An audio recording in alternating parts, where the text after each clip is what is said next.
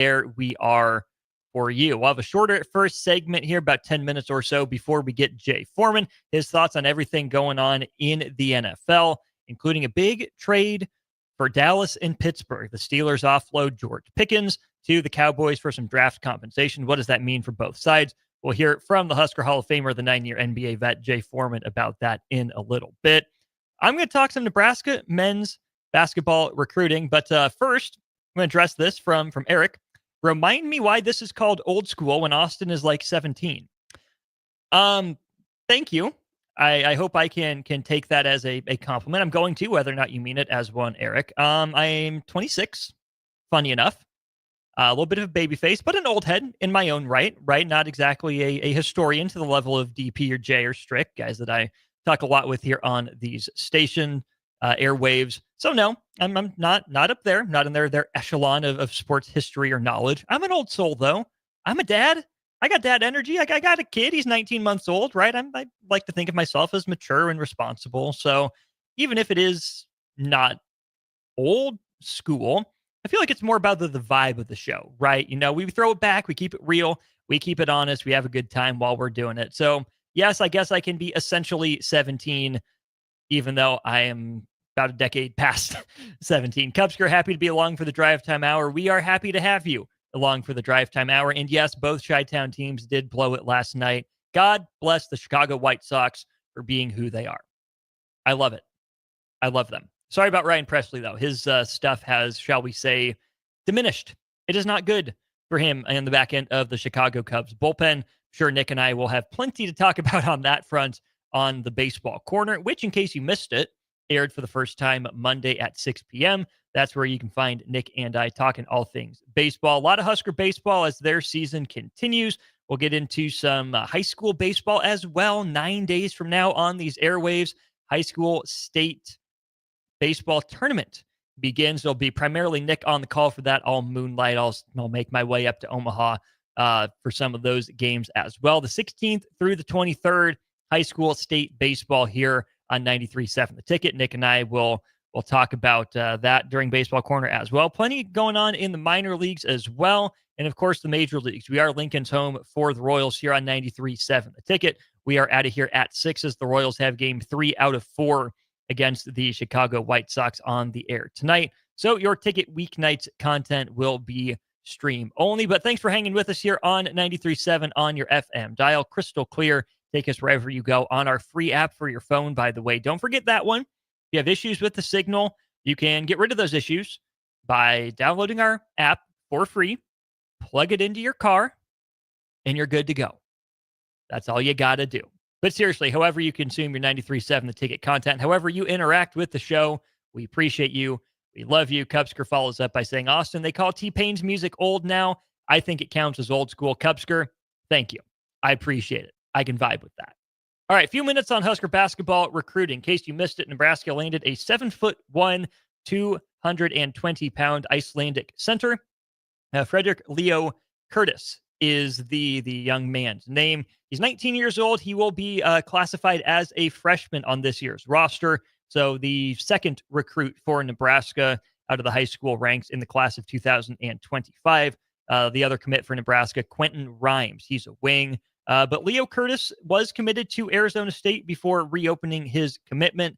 The number 84 player in the class, the number 11 center. And it adds to a pretty loaded front court for Nebraska in the 25-26 season. You think about Rinkmast, Berke Boyuktanjel back from last year's roster. You'll get adding Ugnias Jurjevicius to the roster, Jared Garcia as well as Justin Bolus, who redshirted the walk-on out of Southeast Community College.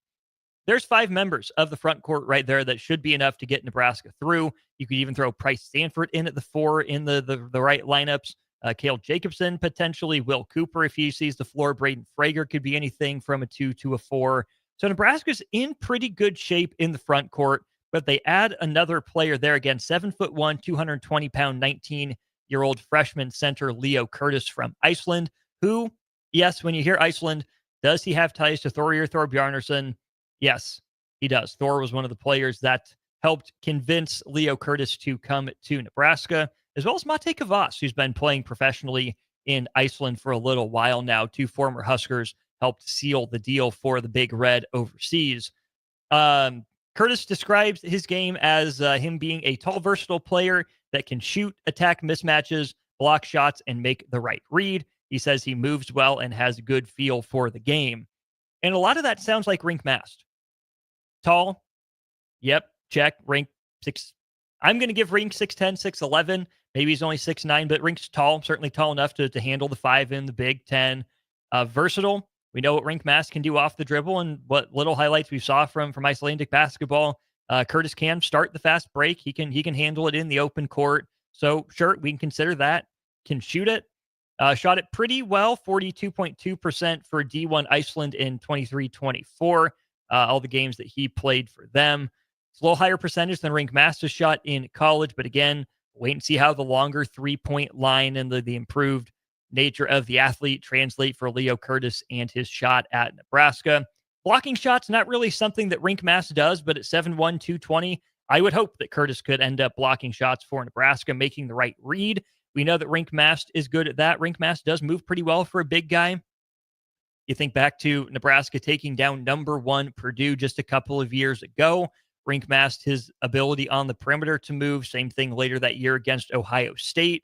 Some major keys to those Nebraska wins. And then feel for the game. That's one of those intangible, floating sort of characteristics that it's hard to pick up on until you see it. You know it when you see it. That's really what feel for the game is. It's plays that are made and plays that are prevented, or plays that are passed up. It's making the right play. It's being in the right spot at the right time. It's using mindset. It's using scouting work, using scouting report to overcome any athletic disadvantages or positioning disadvantages. That's what feel for the game is for me. And I'm sure this young man can have it at the U20 level in Iceland. It's going to be a completely different thing when he gets over stateside playing college basketball. But that's why I think it's going to be very important for him and for Nebraska to make good use of the redshirt year.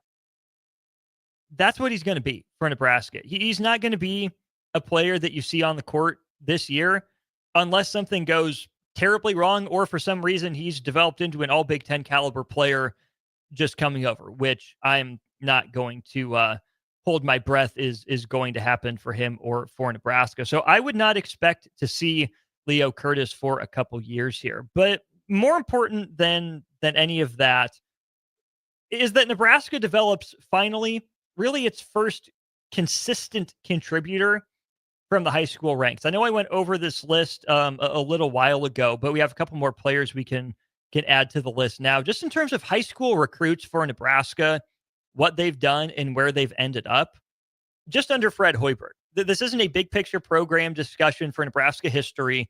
This is just under Fred Hoiberg. Nebraska has gotten basically nothing from the high school ranks with any consistency. If you look at the guys on the roster right now that Nebraska got from high school, you're looking at Sam Hoiberg, who has developed into a nice little piece for Nebraska. And Nebraska got Jamarcus Lawrence back.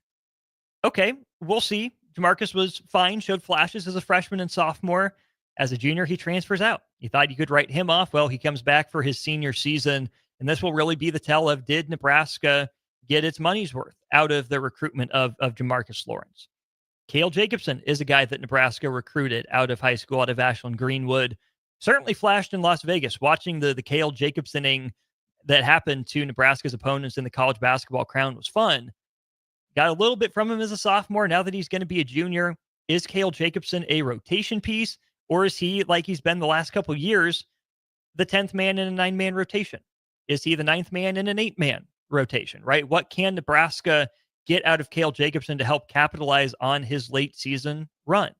You think about Henry Burt, barely sees the floor. Not a guy that does much of anything for Nebraska on the court. Justin Bolus, right, went to JUCO, doesn't even count as a true high school recruit. Nebraska didn't get anything out of Braden Frager last year, and Nebraska lost Nick Janowski before extracting any sort of on-court value from the Wisconsin product there. But here are the recruits that Nebraska's had out of high school under Fred Hoiberg. If I missed one, please fill me in. But Kevin Cross Eli Rice, Jamarcus Lawrence, Ramel Lloyd Jr., Samari Curtis, Yvonne Drogo, Akola Rope, Eduardo Andre, Elijah Wood, Wilhelm Breidenbach, Denham Dawson, Oleg Koyanets, Matar Jop, Karan McPherson, and then Frager and Janowski. Out of that group, what has Nebraska gotten? A decent year out of Yvonne Drogo, flashes out of Jamarcus Lawrence. Kevin Cross did some things on a really bad team and then developed into a 3-time All-American Conference player at Tulane. But more often than not, Nebraska got both diddly and squat from its high school recruits. Ramel Lloyd Jr. could have been something. He's at the beach now. Long Beach, not chilling, not playing basketball, right? He's a member of Long Beach State's basketball team, okay? That's a guy I don't know if Nebraska missed on, wasn't the right level for him. I don't know. Didn't get anything out of him. Didn't get anything of note out of Eli Rice outside of 1 or 2 flashes in games. He wanted a bigger role. He didn't trust that he could be the guy after Juwan Gary left. He went up to Penn State and did even less at Penn State than he did at Nebraska. Nebraska got nothing from Samari Curtis out of the Cincinnati, Ohio-ish area. Yvonne Drogo had a pretty decent year, looked like a building block. Potentially for Nebraska, was he Derek Walker before Derek Walker? Not the same passer, similar rebounder, similar-ish scoring numbers. But I think Nebraska upgraded with Derek Walker from Yvonne Drogo. Kala Rope found the level for him at Omaha. Eduardo Andre developed into at least a rotation player in college for Fresno and West Virginia. But he was so raw at Nebraska, they weren't able to keep him around to reap the benefits of the time, the work, and the effort that they sowed. Elijah Wood didn't do anything. Wilhelm Breidenbach did not look like the same player at Nebraska in a couple of years as he did in high school. I wouldn't say that it was worth it for Nebraska, right? Certainly to go get him, you saw what they were going for in the stretch 4, ability to dribble, ability to pass, hypothetical stretch ability. It never manifested at Nebraska, and he was pretty much the same player at Washington. So that's a miss for Nebraska. Denham Dawson, you love the athleticism, still working on the basketball skill, and was a weird positional fit with what Nebraska wanted to do. Ole Koyanets was a project that saw the floor a little bit in stretches for Nebraska, but he's at Wyoming, not doing much of anything. Matar Diop went to Loyola Marymount, only averaged 9 minutes a game. Karan McPherson went to Northern Illinois, and I believe he just ended up transferring to UAB. So he's already transferred twice within the span of 3 years. Nebraska's got nothing from the high school ranks, which is where I would love to be excited about a 7'1", 220-pound stretch 5 they can learn from Rinkmast. But the hope was that this is really Nebraska's first, maybe second and a half hit out of high school in Fred Hoiberg's entire tenure. And I know the emphasis for Fred Hoiberg was get in the transfer portal, get old, and stay old. And for the most part, it's worked for the last 3 years for Nebraska. They get back to 500 3 seasons ago in 22-23. They make the tournament 23-24, and then they win 20 games for the second straight year in 24-25 with a postseason appearance. Has it been perfect? No. But generally, Fred Hoiberg has the program trending in the right direction, which makes it even more incredible that they have had next to zero contributions from high school players. It's really incredible this program keeps going like that, and I don't know how sustainable that's going to be. It is time for this program to hit on a high school player. American, international, foreign, domestic, whatever. It doesn't matter. It's time for Nebraska to develop a player out of high school, to get something out of them, and to make something of them. It's going to be really fascinating to watch if this is the heir apparent from Rinkmast, for Rinkmast in Leo Curtis. Again, I don't think that we're going to see him this year. I really think this is a redshirt guy that if Nebraska can keep him around, if they can sell him on the vision, if they can say, hey, look what Rinkmast did for us. This is what we believe you are going to be. This is what you can do for us in a year. I think that could go a long way for Nebraska. But they got to start proving it, because hitting on zero high school prospects is not the way to build a program. Let's go ahead and go to break. When we get back, we got Jay Foreman. He'll talk some NFL with us here during Old School. The Cowboys and the Steelers swing a pretty notable trade. Dak Prescott gets a new receiver, and Pittsburgh took its ibuprofen. The headache is gone. What does it mean for the Pittsburgh Steelers and the Dallas Cowboys that George Pickens has swapped teams? We'll get into that with Jay Foreman on the other side. You're listening to Old School with Jay Foreman and Austin Oerman. Download the mobile app and listen wherever you are on 93.7 The Ticket and theticketfm.com. At Valentino's, we're on a mission for tradition. On every slice, for every bite. Golden baked crust, cooked to perfection every time.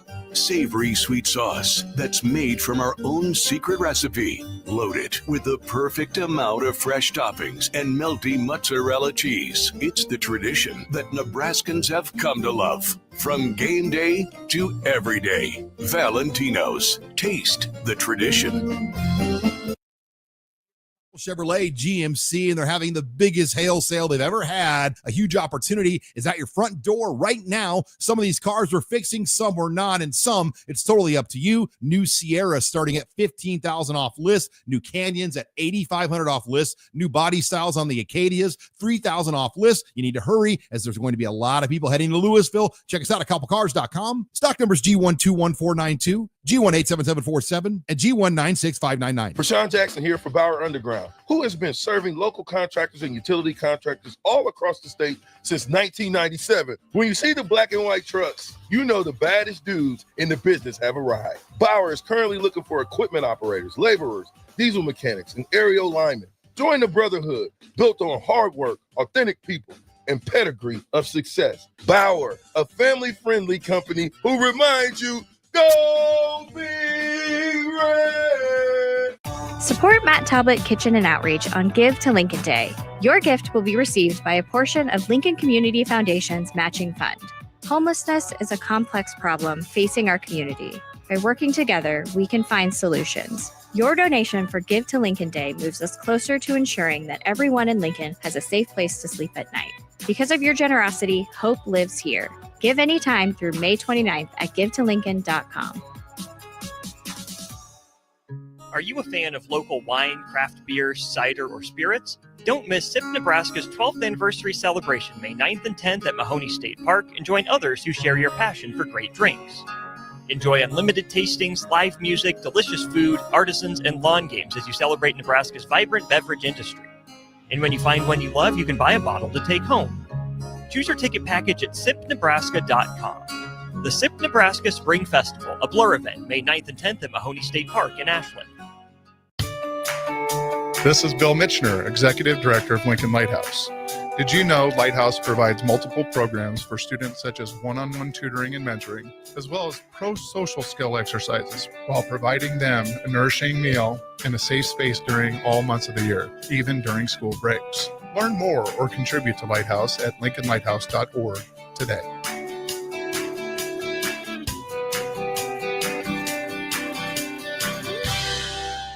Tailored Landscapes is actively preparing for spring.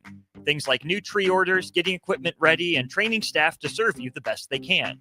If you haven't already planned, now is the perfect time to figure out a maintenance plan for your yard. Tailored Landscapes is on the brink of spring cleanups for all their existing customers, and they have limited spots available. They trim trees and shrubs when needed and only mulch proper amounts. Give Tailored Landscapes a call at 402-432-2572 to set up a meeting with one of their designers and stop by the Tailored Life store in Bennett. If you're a veteran, our nation has created a wide range of benefits to thank you for your service, but it can be difficult to navigate the process of determining eligibility, filing claims, appealing decisions, and securing the benefits you've earned. Speak to your County Veteran Service Officer or the Nebraska Department of Veterans Affairs State Service Office to see what's available to you and your family. These services are 100% free, so visit veterans.nebraska.gov today. Sponsored by the Nebraska Department of Veterans Affairs, aired with the Nebraska Broadcasters Association and this station. Back to Old School with Foreman and Oerman on 93.7 The Ticket and theticketfm.com. We're back once again, second segment. Jay Foreman, Austin Oerman on the ones and twos. Old School brought to you by the Mercado. 3 locations in here in Lincoln, one up there in the 84th and Havelock, 30th in Yankee Hill, 85th in Old Cheney / Andermatt, and 168th in Maple for our fans up there in O. And here's the thing about this up in O. I was told our signal is live in effect up there in the O. So now we're starting to dominate like the Mercado in Lincoln and heading up there to Omaha, a.k.a. the Metro or the O. or oh nasty, whatever you want to call it. That's one thing that's funny before we get into this NFL news is like, we had a lot of, guys from, Nebraska and Omaha. Depending on what part of Omaha they were from, they would tell you they had a different nickname for it. And I liked it. I'm there for it. I like it. And so anyways, not only is the ticket expanding up there, but so is the Mercado. So we appreciate their support and appreciate your support listening on this hump day. Beautiful day outside as well. But there's big news. There's always big news coming out of Big D in Dallas. More importantly, it's usually because of their shortcomings, not only on the field, in the offseason, in the draft, how they treat players, in the drama out of Dallas. But more importantly, this time, a big trade. The Cowboys have decided to trade. This is the funny thing about it. You got CeeDee Lamb, who has represented 88, really, really well. And then they didn't have anybody else. I think Jerry Jones tried to go cheap. There was talk, I will say this, of a reunion with Amari Cooper that could still happen, right? So now you see what's funny is they have a lot of money in Dak Prescott. They can't trade him. They were trying to say that they were going to hire Deion Sanders, get Shedeur Sanders. That didn't happen. They didn't draft McMillan or trade up to get McMillan, who they supposedly really liked, who went to number 8 to the Panthers. They decided to beef up their guard position, which I think obviously was a good pick, right? You want to protect your biggest asset, which is Dak Prescott.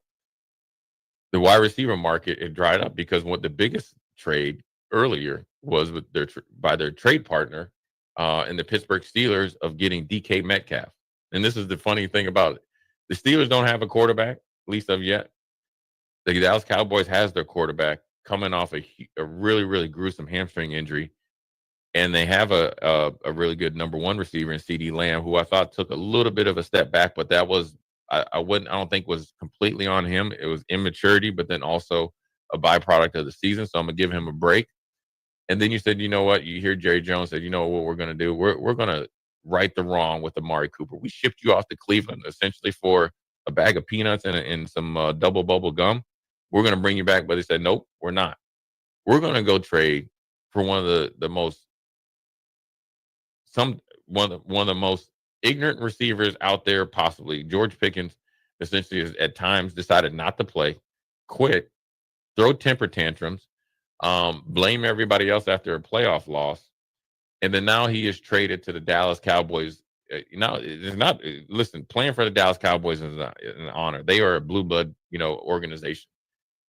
But George Pickens, with the distractions of going down to Dallas, is probably a recipe for disaster. Cowboys agreed to trade him or to trade for him for essentially a 3rd round pick. The Pittsburgh Steelers got a 3rd round pick from the Dallas Cowboys. That is essentially stealing. Good on the Steelers, right? Because I wouldn't have traded George Pickens. I wouldn't have gave up nothing more than the 7th round pick, because it already let you know when they picked up the phone, they didn't want him. So that means they asked for a 1. And you said, you know what, we'll give you a 3. And he's not that good of a player. And you can't trust him enough. And you can't trust him in the locker room to think that this is the guy that we need to get over the hump. You need defense. You need offensive line help. You need somebody you can trust. You should have been drafting guys. You should be trading for guys. You should have the Houston Texans drafted 2 receivers that would have fit in better at number 2. You can't trust this dude. The Pittsburgh Steelers, again, sending George Pickens to Dallas for a 3rd round pick. And then also Dallas will send a 2027 5th round pick. And the Steelers will only give back a 6th round pick in 2027. The Steelers right now, I don't know what they fleeced Dallas here. They fleeced them. So let me get this. Let me walk into the bank on a Wednesday, and I'm going to steal, and I'm not, you know what? I'm going to wear one of those see-through masks like pantyhose. And they're going to say, hey, Jay, is that you? No. Call me my nickname, Debo. Yeah, this is Debo. I'm not Jay.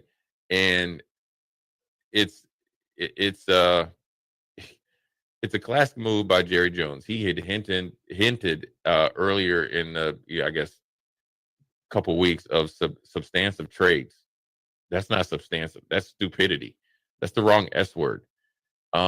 and this is not me going at George Pickens as a person. This is him as a player and how he operates in a team oriented sport. And here's why I think it's huge, because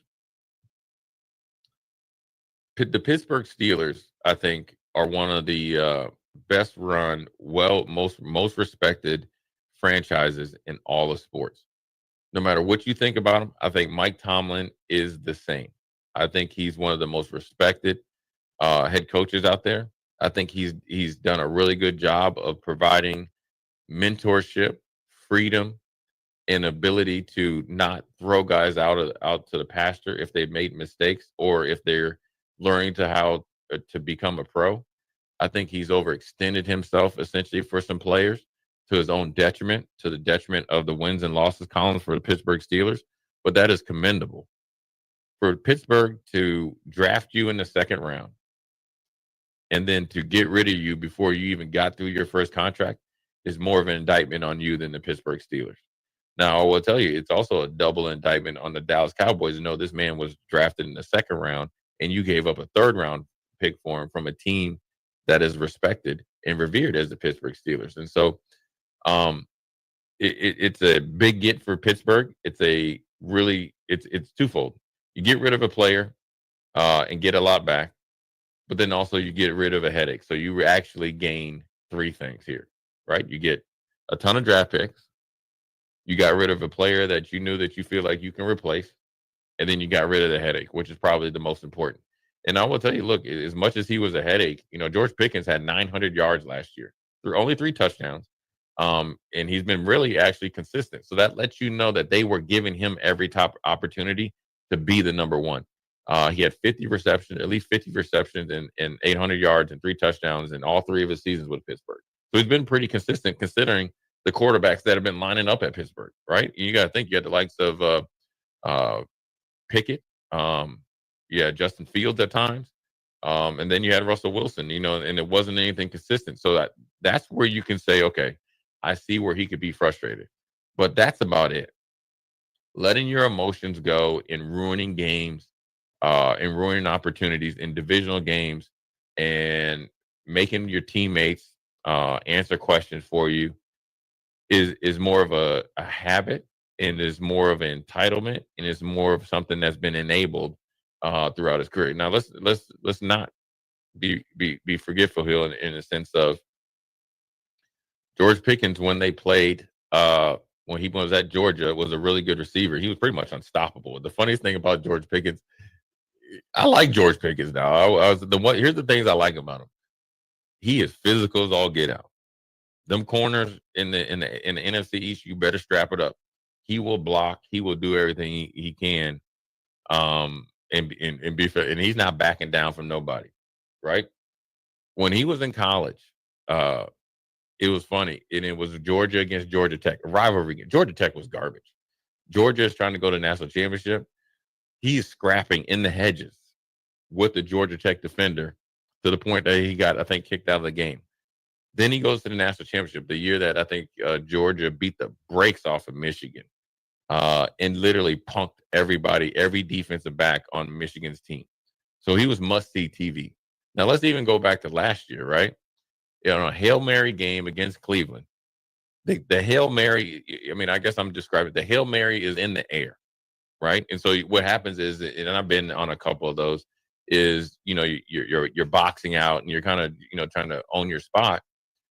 Well, the ball is in play. Him and Greg Newsome are fighting in the stands.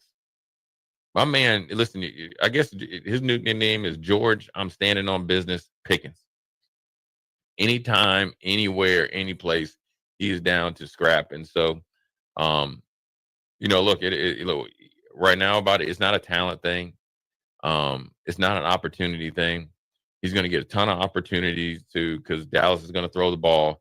Opposite of CD Lamb. He can make CD Lamb better. Hopefully CD Lamb can make him better. I think it's a more interesting trade too, is all the things I talked about, right? The good, the bad, and the ugly. Is that CD Lamb showed some immaturity last year in his preparation and his frustration, his reaction to the lack of success that was led by the lack of his preparation. Now here comes another guy opposite that's done the same. Now both of them have been productive. So on paper, it looks really good. In reality, we'll see. Because I think the best thing for George Pickens would be with a true professional. I think CeeDee Lamb is a professional. I think it was a hard transition for him to get super paid and then to have that type of season of frustration. Everybody was frustrated because they didn't even play up to the expectations. They started to show a little bit of life, but then injuries and then to take the obviously Philly and the Commanders really took off. And so then therefore their season was dead in the water. So that's an interesting fact. See how those two mesh. I think they'll be great as far as like friendship goes, but professionally. And then creating that culture of consistency for Dak Prescott, because Dak Prescott likes things done a certain way. And that's where he got frustrated with CD. He didn't know the certain checks it looked like. I'm only assuming based off what we saw on some of the highlights or lowlights, but then also some of the things you started to read, the preparation wasn't there. So now you got a young, impressionable kid that's had some issues as far as some of those things coming in, playing opposite. So now this is up to Dak Prescott to really take hold of this team, take hold of this organization, and really, put his imprint on it. Because Dak Prescott probably has this year for sure, and then probably has next year, possibly based on what happens this year. So his back is against the wall, and at his price tag and playing for the Cowboys with Jerry Jones, you never know where he'll be able to go. So we'll see what happens. And then there's a lot of other stuff that's been going on in the league. And obviously Shedeur Sanders had the highest selling jersey for any rookie, let alone being a 5th round pick, has decided to wear number 12 for his mentor, Tom Brady. Good move on him. We'll see how that goes. The Shedeur Sanders thing is probably going to be one of the biggest draft stories in the last 10 years, and it will be either very short-lived or I want to say this. It would be very short-lived if he's successful, which is weird. That means it should be long-lived. It will be long-lived if he's not successful, based on his perception or his perceived personality or whatever it may be that led to people to potentially want to see him to be humbled. And he probably need to be humbled some, but then also I think it was probably a little bit too much. But then also it's a great time for him to prove a lot of people wrong. But when you prove a lot of people wrong, they just use that as a blip on the radar and they talk about you in real time versus where you were when they were kicking when you were down. But he has chosen number 12. So if you're running out there for the Cleveland Browns fan base and getting number 12, make sure you go out there and get it, because it might be a collector's item. Or it might be something that you'll give away as a Christmas gift because you don't want it in your closet anymore. But I think he'll be okay. I think he'll do well. I think he's focused and ready to go. And so it'll be interesting to see, how he does things moving forward. So we're going to take another quick break, come back, and then we're going to put a bow on this bad boy on this Hump Day Wednesday. Old School, Jay Foreman, Austin Oerman. We'll be right back. Watch Old School live on Facebook, YouTube, or Twitch. Old School with Foreman and Oerman on 93.7 The Ticket and theticketfm.com.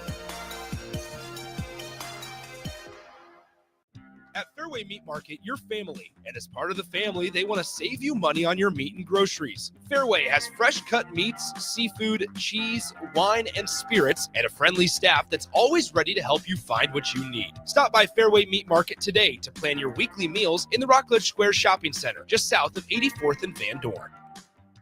Schweizo Construction is now hiring for skilled craftsmen, steel erectors, concrete workers, and general laborers. Schweizo Construction offers great benefits like premium wages, health and dental insurance, paid holidays and vacation, 401k with company match, life insurance, and disability insurance. They pride themselves on a legacy of 40 years built on integrity and trust.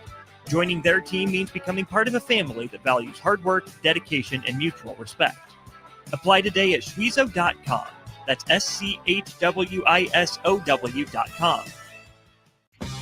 The electrical workers of Local Union 265 are now hiring licensed journeyman electricians from $32.50 to $42.50 per hour with paid benefits. And if you're looking for a new career, they're hiring apprentices at $19.50 per hour with paid benefits. Call the office at 402-423-4497 to apply. Start your electrical career today.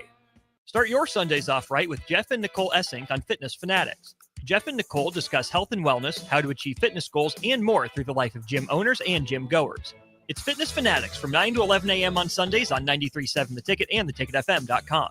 93.7 The Ticket is proud to provide listeners with daily opportunities to win contests and prizes on our airwaves, and would like to take this opportunity to remind you of a couple rules. All participants must be 21 or older and must wait 30 days after winning a prize to participate in another contest. Once you win, you have 30 days to pick up your prize at the KNTK Studios, 1040 O Street in Lincoln, or your prize will be forfeited. Thank you for participating in our contests, and thank you for listening to 93.7 The Ticket. Early break. Weird things that freaks me out.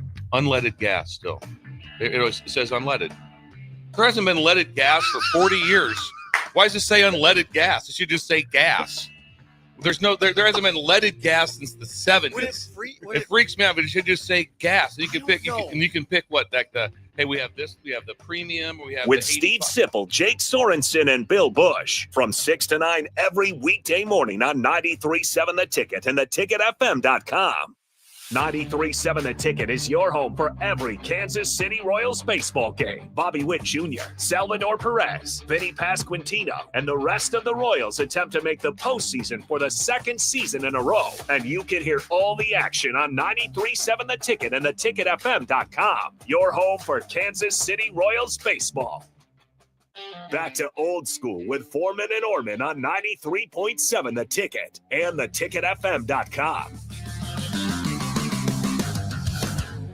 Great to hear from Jay Foreman there. His take on the George Pickens trade from the Pittsburgh Steelers to the Dallas Cowboys. One short segment left for me, Austin Norman, here at 1040 O Street before we get you on your way to Ticket Weeknights live on our streams, Facebook, YouTube, Twitter, and Allo Channel 961. Because in less than 10 minutes, we've got your Kansas City Royals, my Kansas City Royals, taking over the airwaves on the brick and mortar. Game 3 out of 4 against the Chicago White Sox comes your way. 6 o'clock pregame. 6:40 first pitch.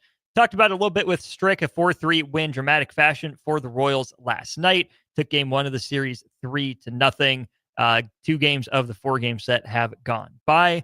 Royals won 13 of their last 15 right now, on a bit of a heater since the calendar flipped over to May. So really looking forward to seeing if the boys can consider it a winning homestand against the Chicago White Sox and really bury the White Sox, who remain one of baseball's worst-run organizations and one of the poorest teams on the field. Saw this discussion on Royals Twitter, such as it is earlier today. What are the odds that the Royals could offer a contract extension to Maikel Garcia? If you think of the guys that the Royals would offer extensions to, Bobby Witt Jr. already has one. Cole Reagan's already has one. In that next crop of players, the next guy for a lot of people would be Vinny Pasquantino, who's starting to come into his own, has dealt with some fluke-ish injuries from time to time in his time in the big leagues. When he went down at the end of last year, it really cratered the Royals offense from about a league average offense to one that struggled to put up any runs, even in the postseason where run scoring is at a premium. The Royals offense was bad even for the postseason. So a lot of people would have said Vinny Pasquantino, but I think there's some wait and see on him to see just how much of an extension he's worth.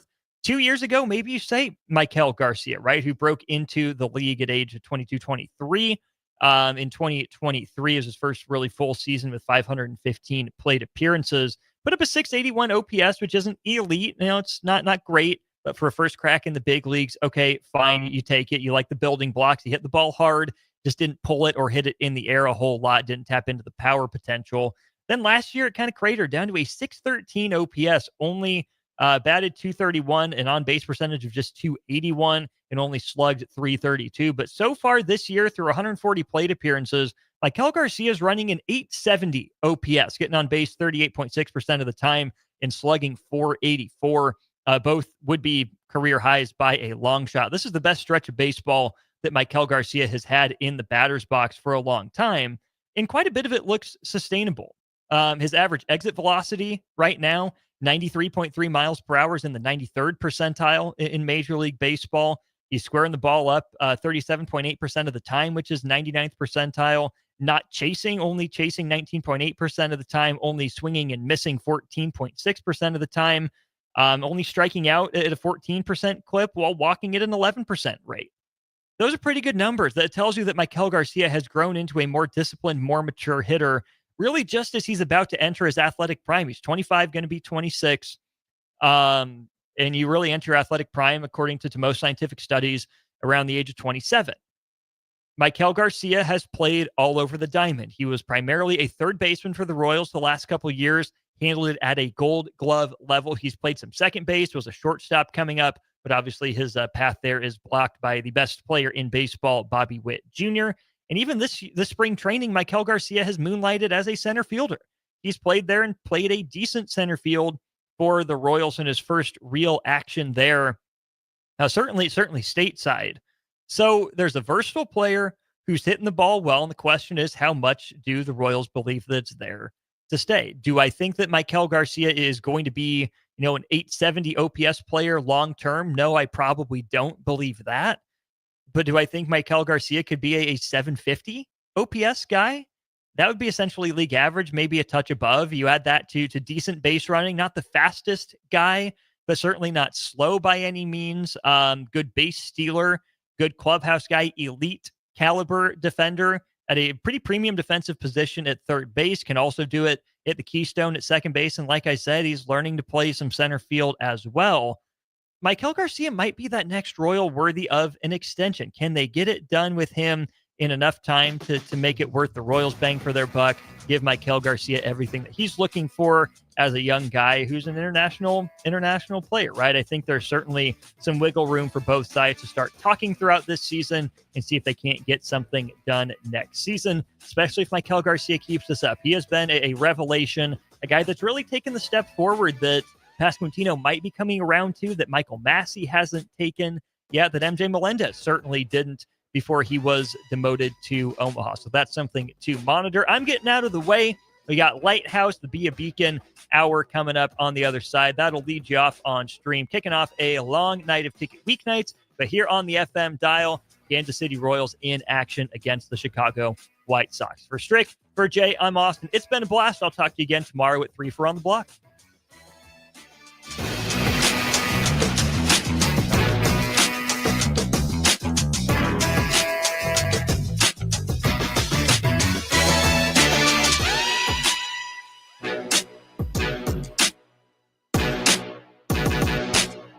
The end of the school year is drawing near, which means graduation parties are coming soon. Are you prepared for hosting? Führer's Cheese Spread is the dip that brings everyone together to celebrate graduations and the close to a great school year. And it goes well with crackers, meats, soups, and more. How could you consider throwing a party without it? Get to your local grocery store today and load up on Führer's Cheese Spread. No graduation party is complete without it. The electrical workers of Local Union 265 are now hiring licensed journeyman electricians from $32.50 to $42.50 per hour with paid benefits. And if you're looking for a new career, they're hiring apprentices at $19.50 per hour with paid benefits. Call the office at 402-423-4497 to apply. Start your electrical career today. Schweizo Construction is now hiring for skilled craftsmen, steel erectors, concrete workers, and general laborers. Schweizo Construction offers great benefits like premium wages, health and dental insurance, paid holidays and vacation, 401k with company match, life insurance, and disability insurance. They pride themselves on a legacy of 40 years built on integrity and trust. Joining their team means becoming part of a family that values hard work, dedication, and mutual respect. Apply today at schweizo.com. That's schwisow.com. Hey Husker Nation, this is Todd Euler, two-time national champion, here to talk to you about Window World Lincoln. At Window World, we specialize in replacement windows, doors, siding, and roofing. Whether you're looking to enhance the beauty of your home or increase its energy efficiency, we've got you covered. And here's the best part. We offer the best for less. Our team is dedicated to providing top quality products and exceptional service at affordable prices. We want to earn your business and make your home improvement dreams a reality. So why wait? Contact Window World Lincoln today at 464-7313 or visit our website at windowworldlincoln.com. Window World Lincoln, where quality meets affordability. Select Plumbing and Utility has been serving Lincoln and the surrounding area for 14 years, and they're not slowing down. Select Plumbing and Utility handles all your plumbing needs from faucets and water heaters to full renovations, and they can even help with your heating and cooling needs. They're also Lincoln's underground experts, repairing and replacing